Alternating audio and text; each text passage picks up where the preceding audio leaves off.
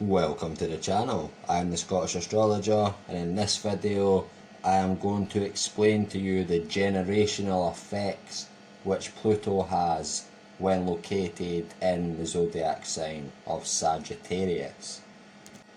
Now, Pluto was within the sign of Sagittarius from approximately the year 1995 to the year 2008.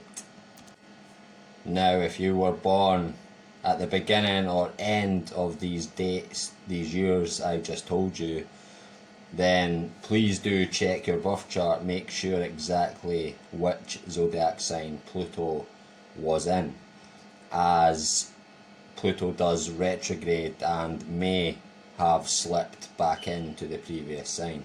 Okay, so just be aware of that fact, and please do, to be sure, check your natal chart. Now, of course, the astrology I use is tropical, okay, not sidereal. So, of course, if you use sidereal, the years I just mentioned will differ, okay, on the sidereal system. Now, I will try and do this video quicker than the previous videos, just to try and get through all the signs that Pluto was in and the generational effects from them. Now, this generation, Pluto in Sagittarius generation, is a much more happier, more jovial generation than my generation, the generation before this, which was Pluto in Scorpio.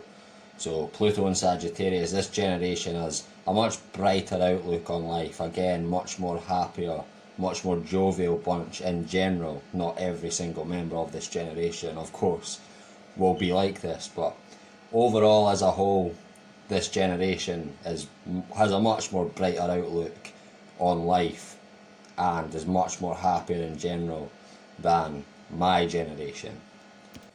And of course this would be the case having the ruling planet of Sagittarius being Jupiter, which is the greater benefic, as people who already know astrology, of course, will know. Now, this generation in particular is very good and very successful at gaining followers and influencing others, okay, especially through the tool which is at their fingertips, social media. Okay, they really use this to their advantage, know how to use it more than most, and again are very successful at influencing others and of course gaining followers. This generation of people also have a rather strong will and a need to be free, to feel free, and of course be unfettered in this. So of course this will result in a very high number of single people, okay, people who choose the single life will come from this generation, and of course they won't have many children, okay, in young age at all compared to my generation. They'll be the opposite.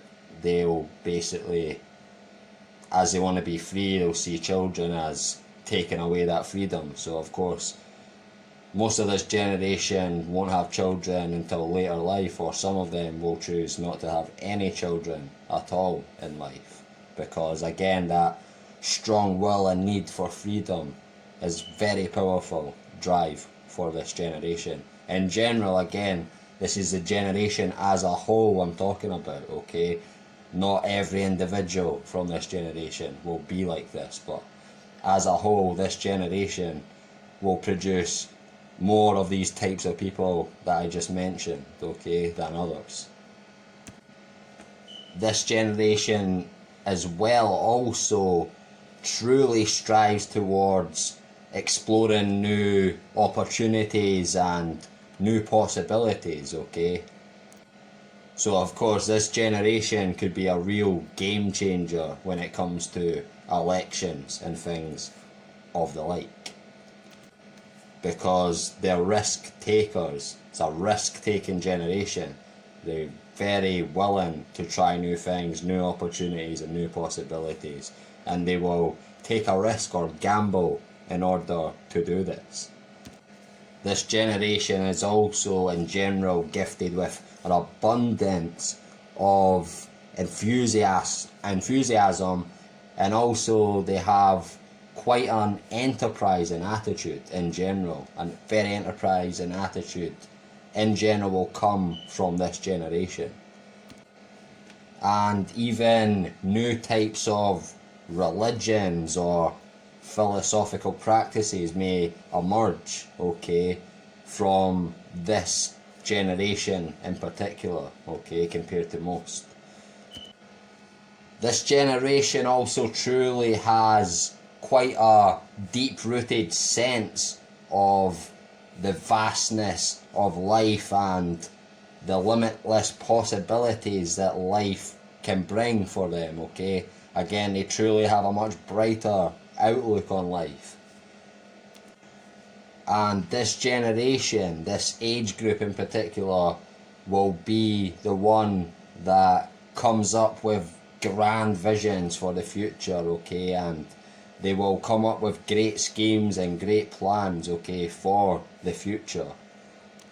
Again, based on their bright outlook towards life and their natural gambling and risk-taking instincts.